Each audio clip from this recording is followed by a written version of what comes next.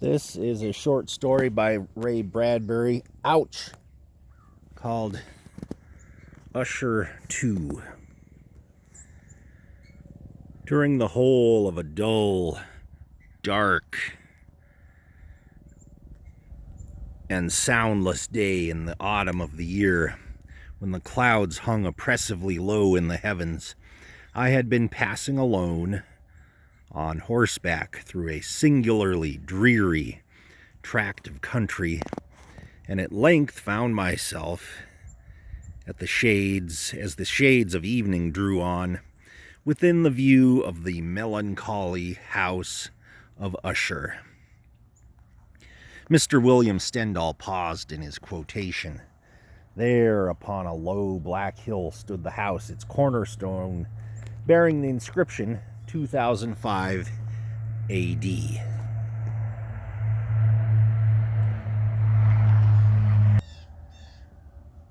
Mr. Bigelow, the architect, said, "It's completed. Here's the key, Mr. Stendhal." The two men stood together silently in the quiet autumn afternoon. Blueprints rustled on the raven grass at their feet. "The house of Usher," said Mr. Stendhal with pleasure. "Planned, built, bought, paid for. Wouldn't Mr. Poe be delighted?" Mr. Bigelow squinted. "Is it everything you wanted, sir?" "Yes." "Is the color right? Is it desolate and terrible?" "Very desolate, very terrible." "The walls are bleak?" "Amazingly so." "The tarn, is it black and lurid enough?" "Most incredibly black and lurid." "And the sedge, we've dyed it, you know, is it the proper gray and ebony?" "Hideous." Mr. Bigelow consulted his architectural plans. From these he quoted in part, "Does the whole structure cause an iciness, a sickening of the heart, a dreariness of thought? The house, the lake, the land, Mr. Stendhal?" "Mr. Bigelow, it's worth every penny. My God, it's beautiful." "Thank you. I had to work in total ignorance. Thank the Lord for you had your own private rockets, or we'd never been allowed to bring most of the equipment through. You noticed it's always twilight here, this land. Always October, barren, sterile, dead. It took a bit of doing. We killed everything. 10,000 tons of DDT. Not a snake, frog, or Martian fly left. Twilight always, Mr. Stendhal. I'm proud of that.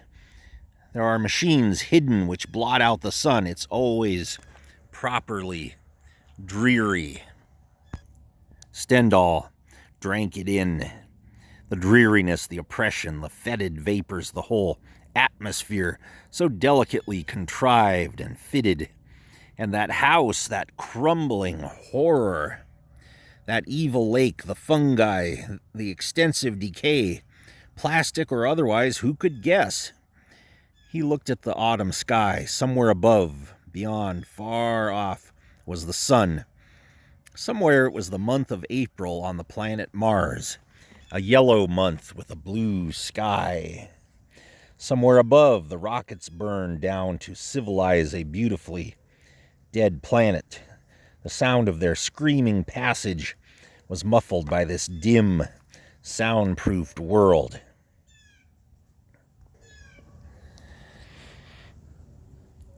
This ancient autumn world.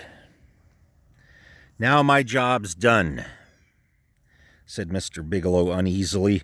"I feel free to ask what you're going to do with all this." "With Usher? Haven't you guessed?" No. Does the name Usher mean anything to you?" "Nothing." "Well, what about this name, Edgar Allan Poe?" Mr. Bigelow shook his head. "Of course," Stendhal snorted delicately, a combination of dismay and contempt. "How could I expect you to know blessed Mr. Poe? He died a long while ago. Before Lincoln, all of his books were burned in the Great Fire. That's 30 years ago, 1975. Ah, said Mr. Bigelow wisely, one of those. Yes, one of those, Bigelow. He and Lovecraft and Hawthorne and Ambrose Bierce and all the tales of terror and fantasy and horror, and for that matter, tales of the future, were burned heartlessly. They passed a law. Oh, it started very small. In 1950 and 60, it was a grain of sand. They began by controlling books of cartoons and then detective books, and of course, films, one way or another, one group or another, political bias, religious prejudice, union pressures. There were always a minority afraid of something and a great majority afraid of the dark, afraid of the future, afraid of the past, afraid of the present, afraid of themselves and the shadows of themselves. I see. Afraid of the word politics, which eventually became a synonym for communism among the more reactionary elements, so I hear, and it was worth your life to use the word. And with a screw tightened here, a bolt fastened there, a push, a pull, a yank, art and literature were soon like a great twine of taffy strung about, being twisted in braids and tied in knots and thrown in all directions until there was no more resiliency and no more savor to it. Then the film cameras chopped short and the theaters turned dark, and the print presses trickled down from a great Niagara of reading matter to a mere innocuous dripping of pure material. Oh, the word escape was radical too, I tell you. Was it? It was. Every man, they said, must face reality, must face the here and now. Everything that was not so must go.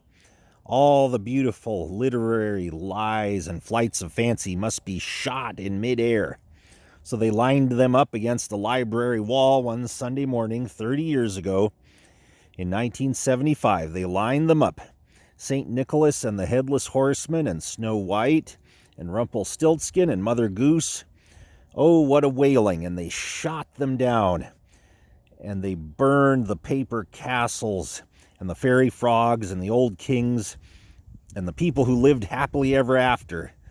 For of course it was a fact that nobody lived happily ever after. And once upon a time became no more. And they spread the ashes of the phantom rickshaw with the rubble of the land of Oz. They filleted the bones of Glinda the Good and Ozma and shattered polychrome in a spectroscope and served Jack Pumpkinhead with a meringue at the biologist's ball. The beanstalk died in a bramble of red tape. Sleeping Beauty awoke at the kiss of a scientist and expired at the fatal puncture of his syringe. And they made Alice drink something from a bottle which reduced her to the size where she could no longer cry curiouser and curiouser. And they gave the looking glass one hammer blow to smash it, and every red king and oyster away. He clenched his fists.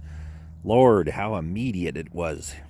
His face was red, and he was gasping for breath. As for Mr. Bigelow, he was astounded at this long explosion. He blinked at last and said, "Sorry, don't know what you're talking about. Just names to me. From what I hear, the burning was a good thing." "Get out!" screamed Stendhal. "You've done your job. Now let me alone, you idiot." Mr. Bigelow summoned his carpenters and went away. Mr. Stendhal stood alone before his house. "Listen here," he said to the unseen rockets. "I came to Mars to get away from you clean-minded people, but you're flocking in thicker every day like flies to shit. I'm going to show you. I'm going to teach you a fine lesson for what you did to Edgar Allan Poe on Earth. And of this day beware. The house of Usher is open for business. He pushed a fist at the sky.